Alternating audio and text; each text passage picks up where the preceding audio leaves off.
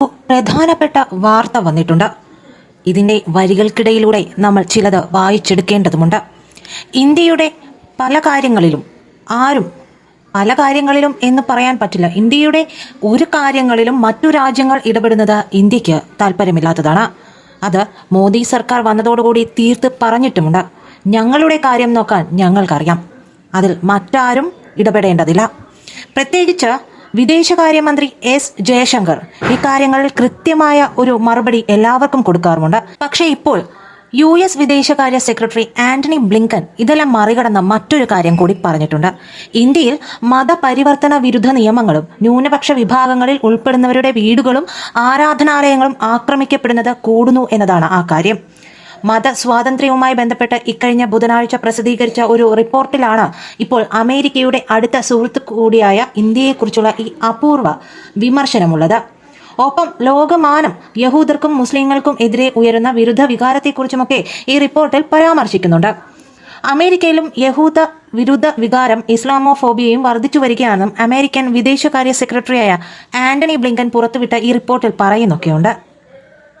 Gaza പ്രശ്നങ്ങളോടെ ഇവയുടെ തീവ്രത വർദ്ധിച്ചിരിക്കുകയാണ്. അതേസമയം തന്നെ ഇന്ത്യയിൽ കൂടുതൽ ശക്തമായ മതപരിവർത്തന നിയമങ്ങൾ ഉണ്ടാവുകയും വിദ്വേഷം പരത്തുന്ന സംസാരങ്ങൾ വർദ്ധിച്ചു വരികയും ചെയ്യുന്നു എന്നാണ് ഈ റിപ്പോർട്ടിൽ പറയുന്നത്. ന്യൂനപക്ഷ വിഭാഗങ്ങളുടെ വീടുകളും ആരാധനാലയങ്ങളും തകർക്കുന്നതും പതിവായിട്ടുണ്ടെന്ന് റിപ്പോർട്ടിൽ സൂചിപ്പിക്കുന്നുണ്ട്.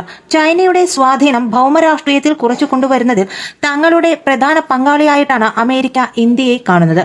അതുകൊണ്ട് തന്നെ ഒരു റിപ്പോർട്ട് പരസ്യപ്പെടുത്തിയാൽ പോലും മതസ്വാതന്ത്ര്യത്തിന്റെ പേരിൽ മറ്റു ചില രാജ്യങ്ങൾക്ക് നേരെ എടുത്തതുപോലെ കരിമ്പട്ടികയിൽ ഉൾപ്പെടുത്തുക പോലുള്ള നടപടികളൊന്നും തന്നെ ഇന്ത്യക്കെതിരെ ഉണ്ടാകുമെന്ന് ആരും കരുതുന്നില്ല. പക്ഷെ ഇതൊക്കെ അവിടെ നിൽക്കുമ്പോൾ തന്നെ മറ്റൊരു കാര്യം പുറത്തു വരുന്നുണ്ട്. അതായിരിക്കണം ഒരു പക്ഷേ അമേരിക്ക ഇത്തരമൊരു റിപ്പോർട്ടിൽ ഇന്ത്യയെക്കുറിച്ച് ഇങ്ങനെയൊന്ന് പരാമർശിച്ചതിനും പിന്നിലുള്ള കാര്യം. ഇപ്പറയുന്ന കാര്യം ഒരു വെളിപ്പെടുത്തലാണ്. അത് ഇങ്ങനെയാണ്: ഭാരതത്തിന്റെ അതിർത്തിയിൽ അമേരിക്ക ക്രിസ്തുരാജ്യ പദ്ധതി ഇടുന്നുണ്ട്. അടുത്തിടെ ബംഗ്ലാദേശ് പ്രധാനമന്ത്രി പദ്ധതിയെപ്പറ്റി സർവകക്ഷി യോഗത്തിൽ പറഞ്ഞിരുന്നു. ഒരു വെള്ളക്കാരൻ ബംഗാൾ ഉൾക്കടലിൽ സൈനിക താവളം ചോദിച്ചെന്നും അവർ വെളിപ്പെടുത്തുന്നുണ്ട്. ബംഗ്ലാദേശ് ഭരണകക്ഷിയായ അവാമി ലീഗ് നേതാക്കളാണ് ഇക്കാര്യം വെളിപ്പെടുത്തിയത്. മണിപ്പൂരിലെ കുക്കികളെ കൂട്ടിയാണ് ഈ പദ്ധതി. ഇതിന് പേരിട്ടിരിക്കുന്നത് സാലിംഗം എന്നാണ്. അതായത് സ്വതന്ത്ര നാട് എന്നാണ് ഇതിന്റെ അർത്ഥം. ഇന്ത്യയിലെ മിസോറാം, മണിപ്പൂരിലെ കുക്കി മേഖല, അസമിലെ കർബി അംഗലോങ് ജില്ല, മ്യാൻമാറിലെ ചിൻ പ്രവിശ്യ, സഗായിങ് ഡിവിഷൻ, ബംഗ്ലാദേശിലെ ചിറ്റഗോങ്ങിലെ ബന്ദർബാൻ ജില്ല എന്നിവ ചേർത്താണത്രേ ഈ പദ്ധതി. പൊതുവെ ഗോത്ര വിഭാഗമാണ് ഇവിടങ്ങളിലുള്ളത്. ജനുവരിയിൽ നടന്ന ബംഗ്ലാദേശ് തിരഞ്ഞെടുപ്പിൽ ഭരണകക്ഷിയായ അവാമി ലീഗാണ് ജയിച്ചത്. എന്നാൽ പ്രതിപക്ഷ ബംഗ്ലാദേശ് നാഷണൽ പാർട്ടി, ജമാഅത്തെ ഇസ്ലാമി എന്നിവയാണ് അമേരിക്ക തുണച്ചത് എന്നോർക്കണം. ഇന്ത്യയിൽ നിന്നുള്ള സവാള ഇറക്കുമതിക്കും മറ്റുമെതിരെ BNP പ്രതിഷേധിച്ചിരുന്നു. പ്രതിഷേധം മൂത്ത് ഹസീന പുറത്താകുമെന്ന് അമേരിക്ക പ്രതീക്ഷിച്ചു. ഇന്ത്യയും ചൈനയും ഹസീനയ്ക്കൊപ്പം നിന്നു. ഇന്ത്യയുടെ തിരഞ്ഞെടുപ്പിലും അമേരിക്കൻ പിന്തുണയുള്ള NGO സംഘടനകൾ അവിഹിത ഇടപെടലുകൾ നടത്തിയതിന്റെ വാർത്തകളും പുറത്തു വന്നിരുന്നു. മണിപ്പൂർ, മിസോറാം, നാഗാലാൻഡ് എന്നിവിടങ്ങളിൽ ഗോത്ര ഭീകര സംഘടനകളുണ്ട്.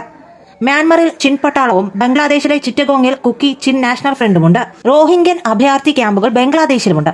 അവിടെ നിന്നുള്ള യുവാക്കളെ കൂട്ടി അരക്കൻ റോഹിംഗ്യൻ സാൽവേഷൻ ആർമി മ്യാൻമാറിലെ രാഖിൻ പ്രവിശ്യയിൽ ഹിന്ദുക്കളെ ആക്രമിക്കാറുമുണ്ട്. അപ്പോൾ ഒന്ന് ആലോചിച്ചു നോക്കൂ, അമേരിക്കയുടെ കുടില ബുദ്ധി എത്രത്തോളമുണ്ടെന്ന്. പക്ഷേ ഇതിന് കൃത്യമായ ഒരു മറുപടി ഇന്ത്യയിൽ നിന്ന് കിട്ടുമെന്ന് തന്നെ പ്രതീക്ഷിക്കണം. ഇന്ത്യ ഇപ്പോൾ ആരെയും ഭയപ്പെടുന്നതുമില്ല. പക്ഷേ ഇന്ത്യയെ ഭയപ്പെടേണ്ട അവസ്ഥയിലേക്ക് കാര്യങ്ങൾ എത്തിച്ചേർന്നിരിക്കുന്നു. അതുകൊണ്ട് അമേരിക്കയ്ക്കുള്ള ഇത്തരം കുടില പ്രവൃത്തികൾക്കുള്ള മറുപടി ഉടൻ തന്നെ ഇന്ത്യ കൊടുക്കുമെന്നാണ് പ്രതീക്ഷിക്കേണ്ടതും. CIA തണലിൽ ബാപ്റ്റിസ്റ്റ് സഭ ഇവിടങ്ങളിൽ മതം മാറ്റം നന്നായി നടത്തുകയും ചെയ്തു. പ്രത്യേക കുക്കി രാഷ്ട്രത്തിന് ഇടപെടണമെന്ന് രാജ്യാന്തര കുക്കീസോ ഇന്റലക്ച്വൽ കൗൺസിൽ ഐക്യരാഷ്ട്രസഭയ്ക്കും ഇസ്രയേലിനും എഴുതി. ഈ സംഘങ്ങൾക്ക് ജമാഅത്തുൽ അൻസാർ ഫിൽ ഹിന്ദൽ ഷർഖിയയുമായും ബന്ധമുണ്ട്. കുക്കി നാഷണൽ ഫ്രണ്ടിന് ഇവർ പരിശീലനം നൽകുന്നുമുണ്ട്.